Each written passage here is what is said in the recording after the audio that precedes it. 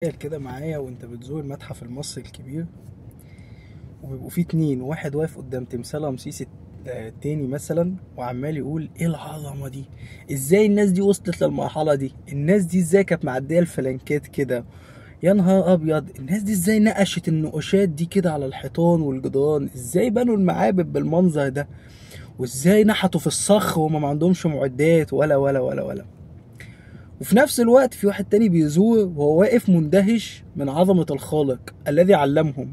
ازاي علم الناس دي البراعة دي، ازاي علم الناس دي فن التحنيط اللي احنا مش عارفين نوصل له، ازاي علم الناس دي حاجات كتير احنا مش عارفين نوصل لها لغاية دلوقتي، ازاي اداهم القدرة الجسمانية والبيئية حتى، يعني هيأ لهم البيئة ان هم يبنوا المعابد بتاعتهم دي ويبنوا الاثر بتاعهم اللي هم سايبين لنا ده.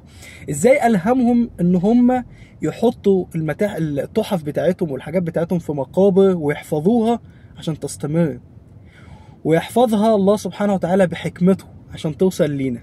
في واحد بص، نقيضين، في واحد واقف بيعمل ايه وواحد واقف بيعمل ايه.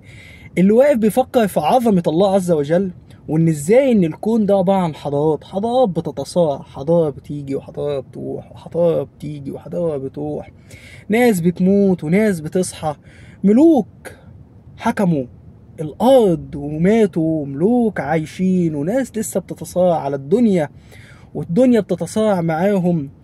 بيفكر ان احنا كمان في يوم من الايام هنكون حضاره، يعني احنا كمان بعد 100 200 300 سنه كده هنكون حضاره.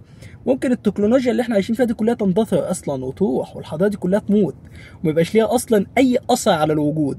تخيل انت بعد 200 سنه 300 سنه كده في واحد واقف في متحف بتتفرج على جثتك او بتتفرج على اثر منك، كمبيوتر مثلا ولا لابتوب، وبيقول ده كان بيشغلوا عليه زمان بني ادمين متصوره، فاللي هو واقف مندهش، ازاي ده كانوا بيصوروا.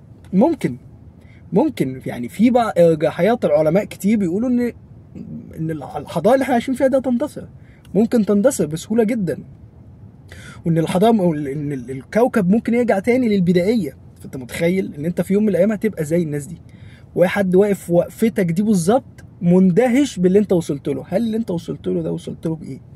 وصلت له ازاي؟ وصلت له بقدرة الله سبحانه وتعالى، هو الذي ألهمك وهو الذي علمك وهو الذي هيأ لك ظروف الأرض والظروف الطبيعية كلها علشان انت تقدر تستخدمها، الله سبحانه وتعالى. فده واقف بقى قدام كل ده بيقول ايه؟ سبحان الله، الله أكبر، الله أكبر من كل شيء، الله أكبر على كل شيء، الله هو الأكبر، هو الواحد الأحد الفرد الصمد، لم يلد ولم يولد ولم يكن له كفوا أحد. هيخرج من الدنيا دي كلها عشان يقول كلمة واحدة بس: لمن الملك اليوم؟ لله الواحد القهار. خلاص، ده خارج بقى، فاهم؟ عقيدة التوحيد مش ضاربة في السماء دي خلاص عقيدة التوحيد هتخليه في حتة تانية، في حتة تانية خالص. ف شتان بقى، شتان والله، ما بين حد فعلا واقف مندهش بإنسان ما عملش حاجة لنفسه، بإنسان ما هيأش حاجة لنفسه، كله بفضل الله، تمام؟ والله سبحانه وتعالى كان قادر أن يمحي كل تلك الآثار.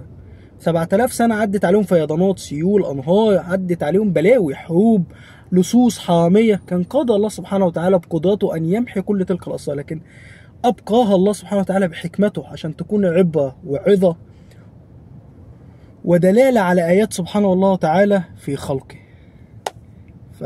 وانت رايح كده تفحم بالتوحيد.